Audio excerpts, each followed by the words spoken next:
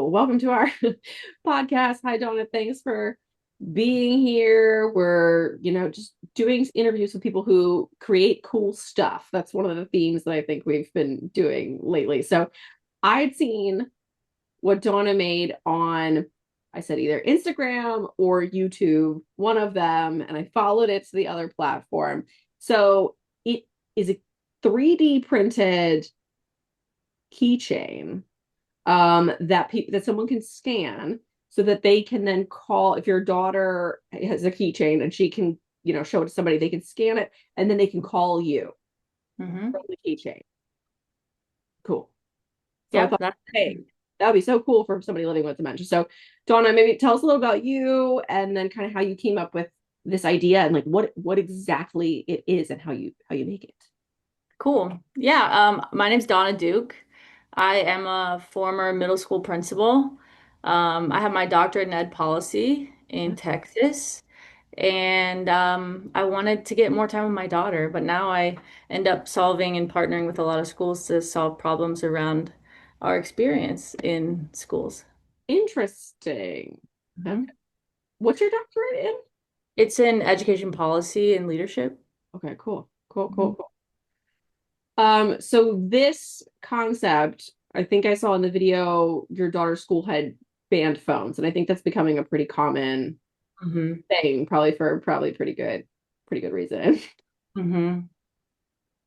Yeah, so Texas is one of the states where we have banned cell phones, tablets, Bluetooth headphones, anything really, um, in all of public schools. And so, not that my daughter, she's 4, has a cell phone, but yeah, so it just puts a little, different way of problem solving in schools these days around communication. Yeah, so you wanted to be able, obviously, for teens, if they have a phone, they're going to be able to call home. But then, of course, this, schools are banning phones. But for a kid who's 4, she's not going to be able to like really call you Mhm.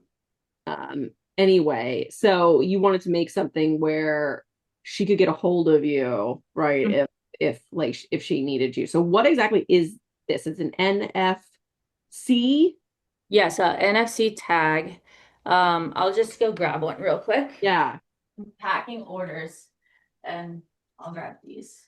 Yeah, So you're it's sounding me. near field communication. And I just want to be really clear that um, I already had the 3D printers and for my other business. And then I found this design on Maker World. So like I didn't even design it.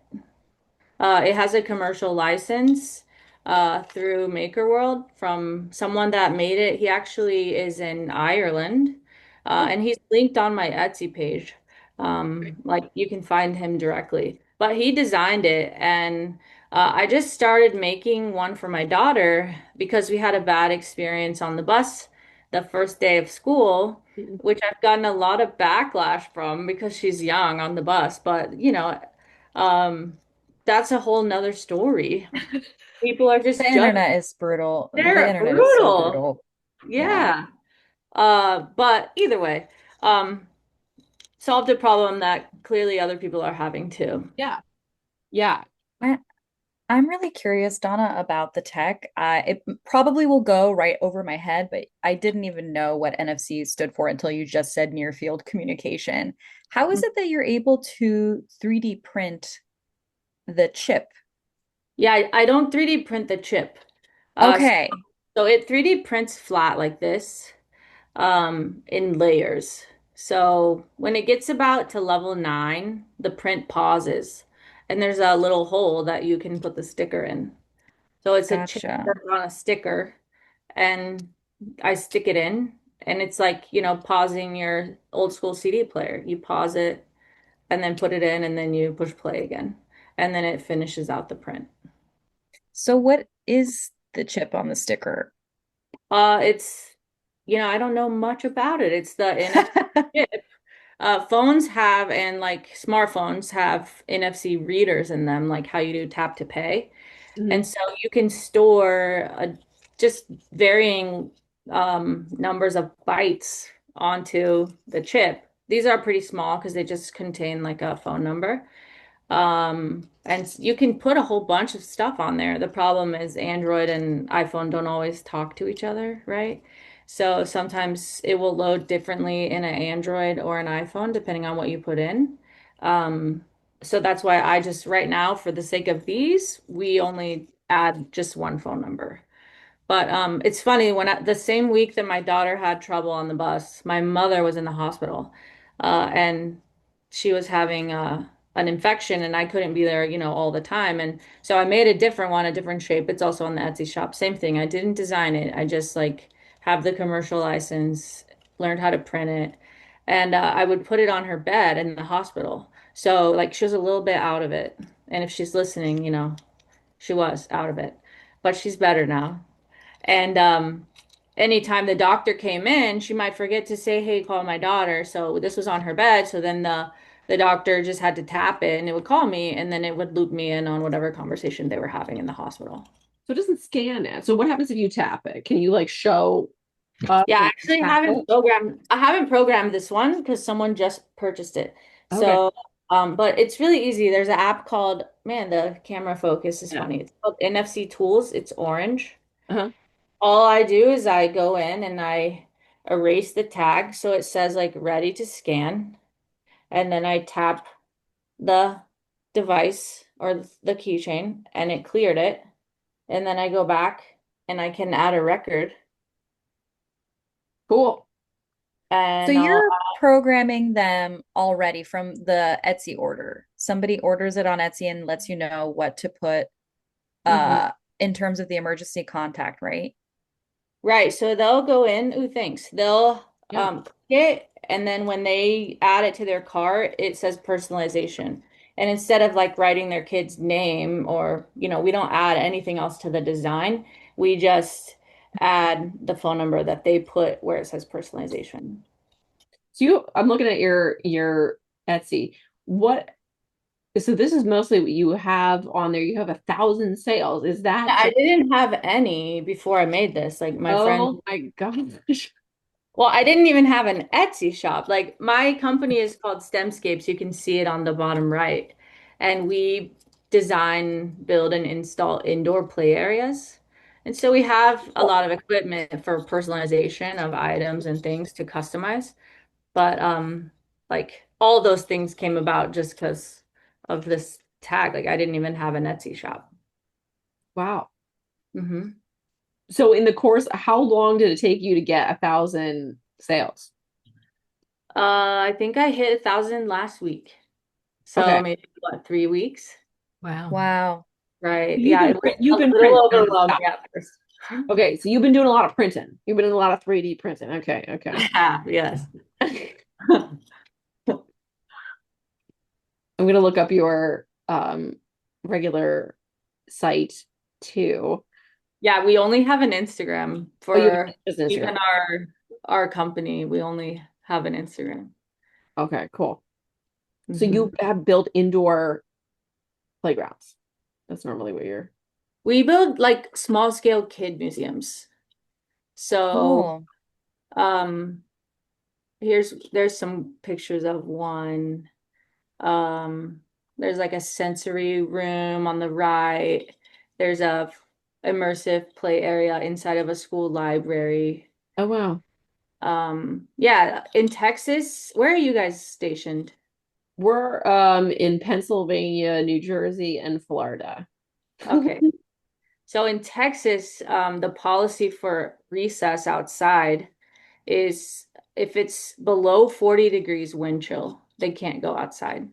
If it's above 100 degrees on the heat index, they also can't go outside. And so I did a little study, and about 50% of school days, the kids are inside for recess. And Oh, wow. oftentimes that means they're just like on their tablet or watching a little show, which we don't want, right? Oh, kids need to move. All right. That's so cool. Mm-hmm. So super cool. Um, so all right. Nat, you I got was just gonna say the reason that we I mean, Rachel sort of touched on it at the beginning of the episode, but I wanted to make sure that we talk about the reason that we reached out to you is because, wherever we look, we're seeing, and Rachel especially, we're seeing how can this be applied to dementia Yeah. care if it's like a cool new innovative thing. So you mentioned your mom, she was in the hospital and she was a little bit out of it, but she's better now.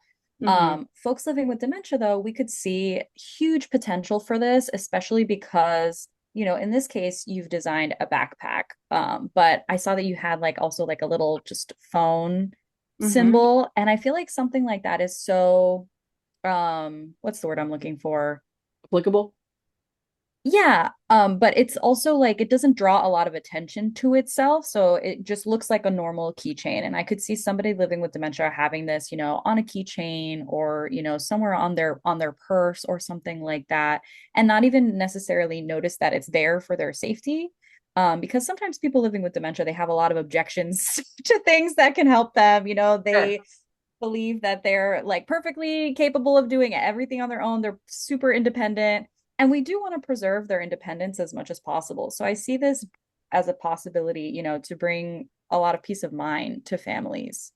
Is it Right. possible to even do like, for example, like a bracelet? Because this is something that's come up before, is like, is there like a way to, that they can have a bracelet on and like tap that to call? I mean, if you just go right now to Amazon and look up a NFC bracelet, you'll find thousands of them. Oh, And okay. they're very affordable. What makes them more expensive is the customization or 3D printing them. But so my daughter also has like an allergy, so you can make one, that tells people what they're, sorry, I don't know where like the sweet There spot it is, is. right in front of your head, Yeah. face, because Yeah. it's blurring your background. So, Um, so I made one of those. I also found a design for like what y'all are talking about, like a kind of a discreet like health. You yeah. can scan it. Discreet was the word I was looking for. Thank you. I was way off, but okay, interesting. Yeah, like you don't want to give all your information out, but so this one I've thought about, and I feel like when things come to helping people that are often underserved or need assistance just in day to day, like these things are free online. Like I'm selling them because I'm making them and it's kind of taking me away from my business. But things like this, like the files are free. Anyone, if you have a 3D printer, you could make this. There are 3D printers at the library that often people can use like for free as a shared thing. Yeah. But in it, what I've thought about doing for like someone like my mom is putting all her medical stuff on a Google Doc and just linking the doc here, right? So in view only, and then she and I can edit the file anywhere. And then the file is live from this link as long as it stays updated. And the file link or, the website where that file lives is not that many characters. So it could fit on a small chip inside of a little keychain. Yeah. And it just starts, you start trying to, like what you're talking about, Natalie, like you start just thinking, oh, how does this apply to people with dementia? How does this apply to just people with a dog? Like, how does this apply Mhm. to anyone or a student with autism that is kind of nonverbal and it's hit or miss who they talk to at school, right? It just opens up the opportunity for people to think, oh, I can start solving these problems like on my own or with other people that are in a different world that we may not often collaborate, but it still meets the needs of various audiences. Here's the dog one we're prototyping. People keep Oh, saying, nice. like, hey, we want this. Here's the little one that you referred to that's more Wait, discreet. there Put you it go. in my face. No, the Um, dog going to be super helpful too, because, if somebody's dog goes missing, they need to be able, to call. mhm. Oh, I And love that it. normally you have to have a chip reader, so you have to take the animal in your car to some place to read Right. the. But now you could just tap it on your NFC reader on your phone. It's not even an app, like it's just in the phone. And you automatically would call the owner of that animal. So it The is other thing like is, one phone number. Cool. we rely a lot just in our business on QR codes. So what I like about this is that there's no relying on the quality of the QR code being printed. If the QR code gets messed up for some reason, it's Mhm. not like that. It's just a matter of tapping it and the chip is just immediately recognized. So that's also a pro. One dilemma we have had is people are they get it in the mail and they're like, it's not working. And I just reply like, hey, what kind of phone do you have? Because if it's Android, there is a toggle. Like you have to turn NFC on. Oh. And then also like on different phones, the reader will be in a different place. So you have to, I think just like QR codes, like people used to be like, what? I need my camera. Like they're, but We run into that, yeah. but once you kind of figure out, okay, my reader is here, then it's anytime you come across a chip, you can scan it. See, other people are selling these too. Yeah, Yeah, like I interesting. really like how you present this as something that's accessible that anybody can do, even though you're selling them and that's a huge convenience and they look really nice and professional and you program it for somebody who might not know how to do it. I really mhm. admire that you are so upfront and you say like, hey, anybody can do this. You need this app. I already forgot the name of the app. And you need an NFC chip and you're able to program it yourself at home. But that's awesome. Mhm. Thank you. We also have a client right now that we're talking about building an immersive environment. And so we might even want to talk to you at some point about what you do, the I would love that. States collab, because what we run into a lot is people make things that are too childish, but I'm seeing even from what you have on Instagram, like you get what we'd be going for, which is not a childish environment, but still something that's immersive and would make sense in a space. Mhm. Um, there's a group in the UK that did this thing. They built a train and it's in a care home. The residents can go sit in the train and there's a TV screen and it looks like the train is moving. Like you could see the things going by in the windows. Like And Harry Potter there's world. train sounds and people get served tea and cookies. We want to do something like that. Um, Yeah. the challenge is, of course, we just don't use trains that much in the US, even though I kind of wish we did. Um, Dawna, do you have any great ideas for us? Like anything that we Yeah, could I build mean, that's I think immersive like that? yeah, I mean, we always look at, who the client is and where they're for our state for us like they're in kids are in schools. And so we look at, this is an elementary school and the high school has these programs. Like, hey, they have a pilot class or they have a medical track. And so we try to match the elementary to that track so that kids get an immersive, fun experience. Here in Dallas, all schools are so different and the student populations are different depending on what part of Dallas you're in. Yeah. And so we really try to match the community that we're in with kind of what the kids want to be when they grow up and what the parents want for their kids. And so we've just seen a lot of traction in how powerful that is. And then also, there's a lot of schools and neighborhoods where kids just have this experience gap. Like you just said, we might not have that many trains around here, but that doesn't mean they shouldn't get that experience. Hmm. And so we let them get those experiences at school. Maybe they can't afford to go to the museum on Saturday. So let's put one in their school so they can get those fun experiences when they're already stuck inside for recess half of school days, right? Instead of being on a tablet. But yeah, I would think about, okay, so the clients that you guys serve, are they, what are they missing in life? Like what memories do they have that they're constantly going back to? Are they just trying to be in their like living room whenever they were 12? And that was a Yeah. safe space for them? Like we can Yeah. That's a create that. thing. That's a thing. The other thing that I thought of the other day was like shopping, like something that's normal, like just going to a coffee shop, going, running an errand. Like they're not doing any of that anymore. So we were trying to think, could we build like a store, like an immersive store environment? And then would it be a total pain in the butt to constantly like be keeping up with the store, of like On trying. where you would put it, like think about kids museums. They have these immersive stores, like where a grocery store will adopt the space and everything inside is branded, right, for them. Yeah, And the kids go shopping and one of them pretends to be the cashier and but you kind of do that for grown-ups to give them the experience that they yeah, are missing. And maybe some of the chocolates could be real. yeah, yeah. So we're thinking on that and trying to come up with like how do we create an immersive environment that works, that wouldn't be like impossible for these buildings to maintain. Yeah. Um, so you're Who saying an actual like a grocery store like sponsors that? Is that what you're saying? Okay. well, so we probably will do one this school year, and sometimes you can find sponsors, but our business model actually includes the maintenance. Not like, not like a museum where like someone's volunteering all day and they're putting away the canned Right. goods like all day. But we come in once a month and make sure everything's fresh and new and that the space looks new every month.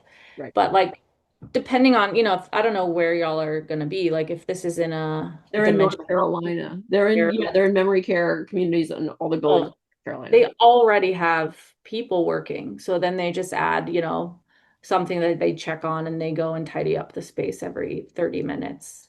Like they have a little rotation. And that's, Yeah. I think, very sustainable. My encouragement to you guys would just be just try it. Like, don't invest too much money and just try it. Like, pretend like you're playing with a kid in their room and you want to play grocery store, you know?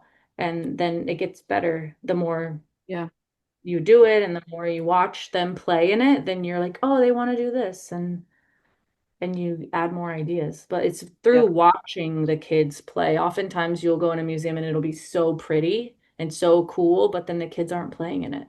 So you have to actually watch the people you're designing the space for, that Yes. how to use it. Like a kid will play with a box, that we make it pretty for the grown-ups, right? Like it's probably the same thing for you guys. Like give them a kitchen and let them play kitchen because they're not Like, cooking their own food anymore. right. And Well, we their wanna- gas is turned off on the oven. Like yeah, let that's the that's the challenge. let them play like they're cooking instead. Right. We want them to feel whatever it is, like it's real enough, right? That they Yeah. feel like, okay, this is real. Mhm. And so that's the only that I say is the big difference between like catering to like kids and catering to people with Right. cognitive impairments is like making sure we're maintaining that dignity, aspect. So that's the only challenge That's why different. you got to make the candy real. The candy, yeah. Make the candy and the potato chips I real. like the sponsorship. I mean, that's an interesting concept of like having a group of some kind like sponsor this thing. That's really interesting. Um, so cool. So you're doing the 3D printing of the chips. Is this, you said it's taking you away from like your usual business. How long are you gonna keep doing chipping away at the chips? Like, is this your new I thing? mean, I think it's in a sustainable place now. Like Okay, it okay, okay. just was like crazy at first, but now I have a little stock of the popular colors. We've learned how to control for certain color combinations you can see are cheaper than if you want a special one. I think we're in a place where I can manage this. Because I just bought one. Let's go. Thank you. I just bought one right now. Um, Oh, so you should buy a 3D printer instead. oh gosh, where am I gonna? I can't put that. I don't know where I'm gonna put that. So yeah, very cool. I'm excited to get my order from your shop. Um, any any other things that you want to tell our audience? We're definitely going to link to your stuff because I have a feeling you'll probably get some orders from, anybody who watches this who's thinking about, okay, I could actually use this for my loved one living with dementia. So is there anything else like you would impart or anything else you're thinking of that you're like, I'm dreaming about this and I'm gonna build this in the future? I would say to the people that buy one, Even if it's not from me, I would say like learn how to program it or reset it. And it's just through, again, it's through an app. And then I think once you feel empowered enough, like not scared of downloading an app and trying to put, like, change the number or link it to a website or whatever, then you'll feel like you have a power or a tool, right, that you can change to meet whatever need that your loved one has. So I use this for my daughter, but the technology is it's unlimited with what you could do with that chip. It's a silly chip. Like you could make all your lights turn on in your house when you walk in the door just by tapping that chip with the right phone. Yeah, You know, you can make it do so many things.